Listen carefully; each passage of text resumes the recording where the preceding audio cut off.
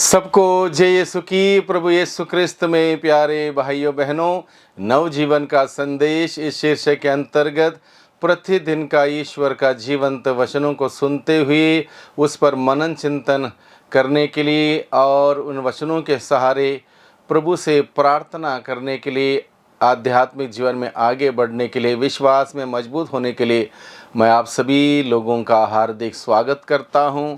आज अप्रैल की 19 तारीख है, शुक्रवार है, और आज के दिन में हम लोग मनन चिंतन करेंगे इस बात को लेकर जहाँ प्रभु यीशु कहता है, जो मेरा मांस खाता है और मेरा रक्त पीता है उसे अनंत जीवन प्राप्त है और मैं उसे अंतिम दिन पुनर्जीवित कर दूंगा, क्योंकि मेरा मांस सच्चा भोजन है और मेरा रक्त सच्चा पेय।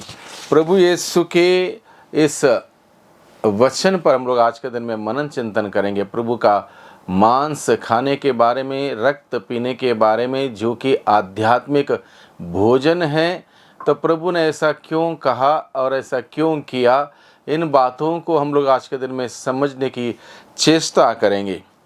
प्रभु यीशु ने मानव जाति से इतना प्यार किया और उसके लिए उसने सब कुछ अर्पित किया, निछावर कर दिया। स्वर्गीय सुख को, स्वर्गीय वैभव को उन्होंने त्यागते हुए इस धरती पर मनुष्यों के बीच मनुष्य बनकर आए। ये उनका प्यार का एक महत्वपूर्ण और सबसे बड़ा प्रमाण और सबूत रहा। इंसान बनके, ईश्वर का इंसान बनके इस धरती पर आना और इस धरती पर आके दास का रूप धारण करना, ताकि दास बने हुए मनुष्यों को वो छुड़ा सके।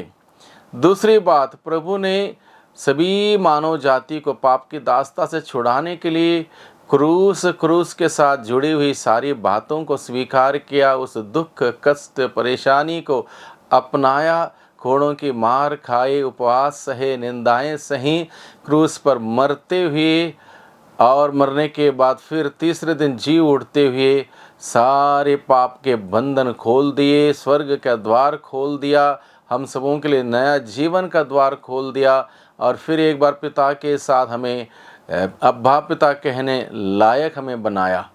इतना ही नहीं, प्रभु यीशु मसीह का प्यार की कोई सीमा नहीं, कोई सीमा नहीं, असीम प्यार है प्रभु का। और उस असीम प्यार में आज के जो वचन है, इस वचन के द्वारा प्रभु हमें बताता है, मेरा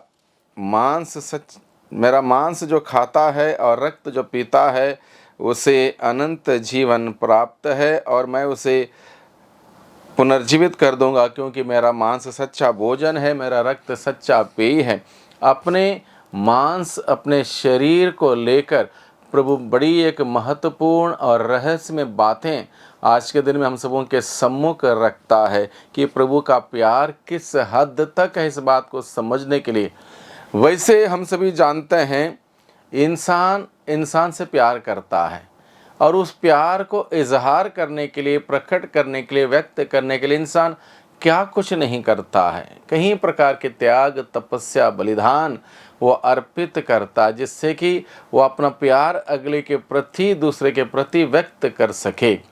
और सबसे बड़ा प्यार है, प्यार का प्रमाण है इंसान का एक माँ का। माँ अपने बच्चे को 9 महीने कोख में पालती है, उसके बाद उसको इस धरती पर जब लाती है और उसके बाद उसको बचपन में पालने पोसने के लिए कितना कुछ कठिन है, उसका कोई विवरण, उसका कोई लेखा जोखा वो नहीं रखती है।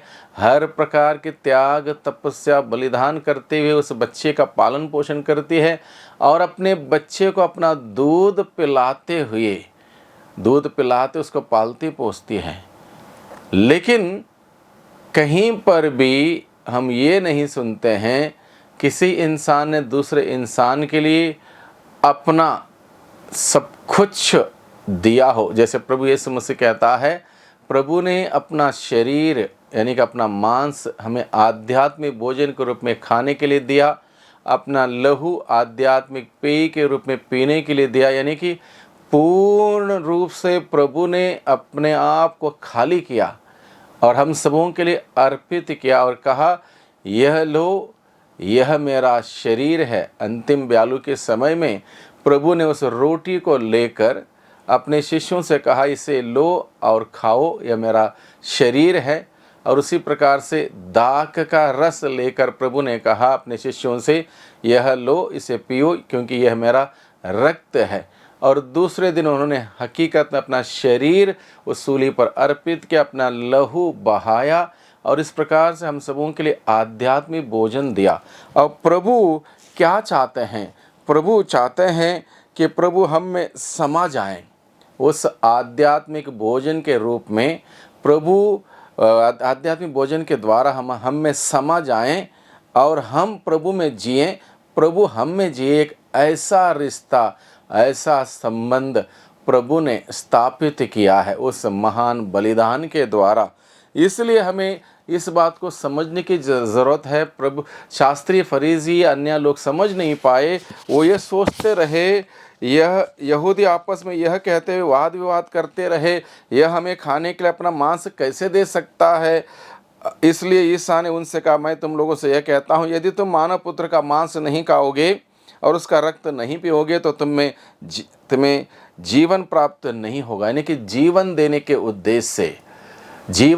उद्देश्य से प्रभु ने अपना मांस हमें आध्यात्मिक भोजन के रूप में दिया, अपना रक्त हमें आध्यात्मिक पेय के रूप में दिया, क्योंकि प्रभु सदा जीवित रहने वाले जिंदा परमेश्वर चाहते हैं कि हम सभी जीवित रहें। और जीवित रहने के लिए हमें ऐसा भोजन की ज़रूरत है जो सच्चा भोजन, जिस प्रकार से प्रभु कहता है, जो मेरा मांस खाता है, मेरा रक्त पीता है, वह मुझ में निवास करता है और मैं उसमें निवास करता हूँ।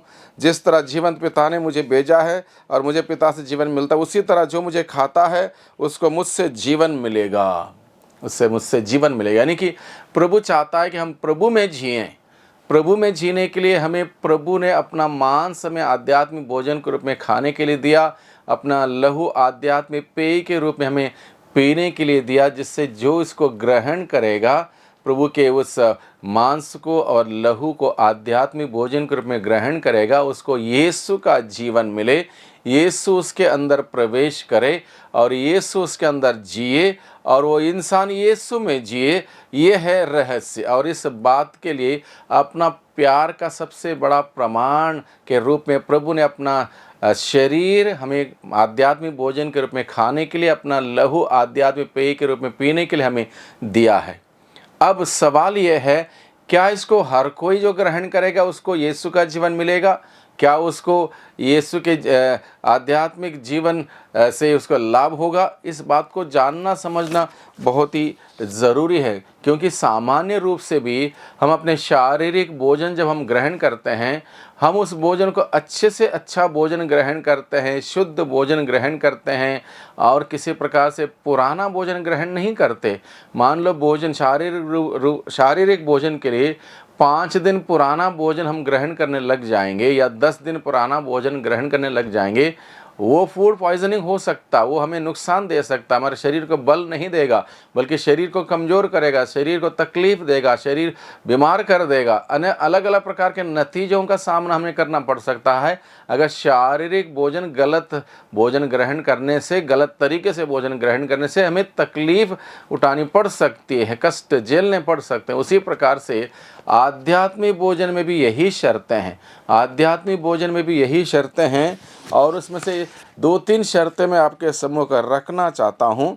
इसलिए प्रभु यीशु कहते हैं, जो मेरा मांस खाता, मेरा रक्त पीता, उसे अनंत जीवन प्राप्त है और मैं उसे अंतिम दिन पुनर्जीवित कर दूंगा। इस आध्यात्मिक भोजन हम कैसे ग्रहण करें? सबसे पहले कुरिन्थियों के नाम संत पौलुस का पत्र के द्वारा हमें ये बात बताई गई है। अध्याय 11 पद संख्या 27 से 30 के प्रसंग में ये बात लिखी है, जो अयोग्य रीति से वह रोटी खाता या प्रभु का प्याला पीता है, वह प्रभु के शरीर और रक्त के विरुद्ध अपराध करता है। सबसे पहली बात ध्यान देने की बात यह है, जब जब हम प्रभु के भोज में जाते हैं और जो व्यक्ति अयोग्य रीति से प्रभु का शरीर खाता और प्रभु का लहू पीता है, वो प्रभु के शरीर और रक्त के विरुद्ध अपराध करता है। यानी कि कोई भी व्यक्ति अगर गलत तरीके से, अयोग्य रीति से, यानी कि पाप में रहते हुए, पाप में अवस्था में रहते हुए, पाप में संगति कार्यों में रहते हुए पाप में आदतों में जकड़े हुए रहते हुए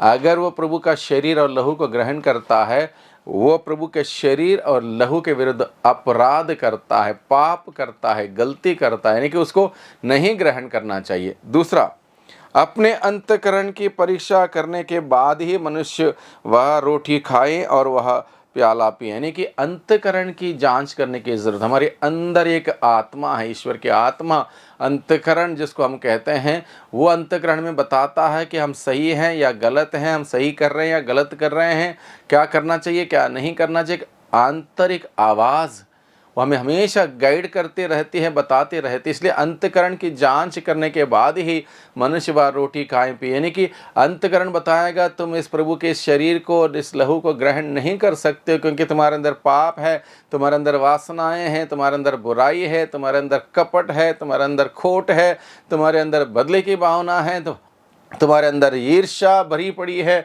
तुम्हारे अंदर गुस्सा है, तुम्हारे अंदर लालच है, तुम्हारे अंदर क्रोध है, और ऐसे कई प्रकार की पाप है, तो अंतःकरण बताएगा इसको ग्रहण मत करो। यानी कि प्रभु के अंतःकरण की परीक्षा करने के बाद ही मनुष्य वह रोटी खाएं और वो प्याला पिएं, यानी कि प्रभु का शरीर और लहू को ग्रहण करें, अन्यथा ग्रहण ना करें।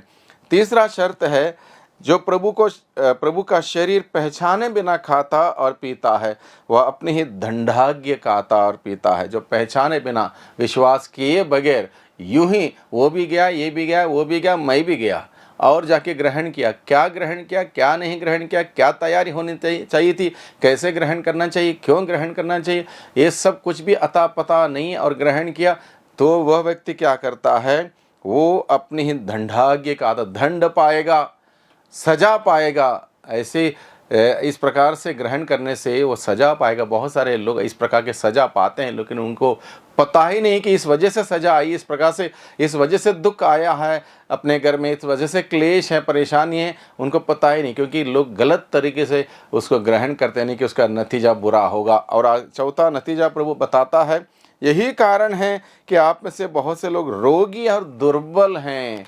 यानी कि हमें ताकत मिलना चाहिए, प्रभु का जीवन हमें मिलना चाहिए, लेकिन गलत तरीके से ग्रहण करने से हम रोगी हो सकते हैं, दुर्बल हो सकते हैं, कमज़ोर पड़ सकते हैं, आध्यात्मिक जीवन हमारा कमज़ोर पड़ सकता है। प्रभु के साथ हम बढ़ते नहीं हैं, बल्कि हम घटते जाएंगे। इसलिए इस बात पर ध्यान देने की आवश्यकता। प्रभु ने दिया अपने ओर से अपना मांस, अपना लहू आध्यात्मिक भोजन के रूप में खाने पीने दिया है, लेकिन उसकी तैयारी बहुत ही ज़रूरी है, उसके लिए योग्य होना बहुत ही ज़रूरी है, उस पर विश्वास करना बहुत ही ज़रूरी है, शुद्ध मन दिल से ग्रहण करना बहुत ही ज़रूरी है, अन्यथा ग्रहण ना करें। ऐसा ग्रहण करेंगे तो हमें नुकसान हो सकता है, और नुकसान हो रहा है, बहुत सारे लोगों के जीवन में, परिवारों में नुकसान हो रहा है, लेकिन लोगों के अंदर वो जानकारी, वो एक होश नहीं आया है, आध्यात्मिक रूप से बेहोशी में हैं लोग।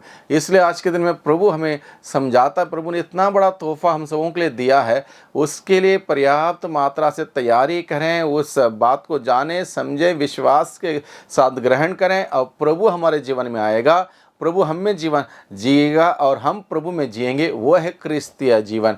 ऐसा जीवन व्यतीत करने के लिए प्रभु हमें बुलाता है, उसके लिए हमें स्वर्गीय भोजन, स्वर्ग से उतरी हुई स्वर्गीय रोटी प्रभु हमें देता है, स्वयं को, अपने आप को हमें अर्पित करता है। उसको ग्रहण करें ताकि हम लोग इस दुनिया के जीवन के बाद स्वर्ग जाने लायक बन जाएं। इसलिए आज के दिन में भाइयों बहनों, इन सारी बातों पर मनन चिंतन करें, इसको समझें, गहराई से समझें, और उचित व्यवहार करें, उचित तरीके से ग्रहण करें, और प्रभु में बढ़ते जाएं। प्रभु हमारे अंदर संस्कार के द्वारा आता है, उस प्रभु में हम बढ़ते जाएं। प्रभु हमारा जीवन प्रभु का जीवन हो। इस प्रकार का जीवन बिताने के लिए प्रभु से शक्ति सामर्थ्य मांगें। आमीन।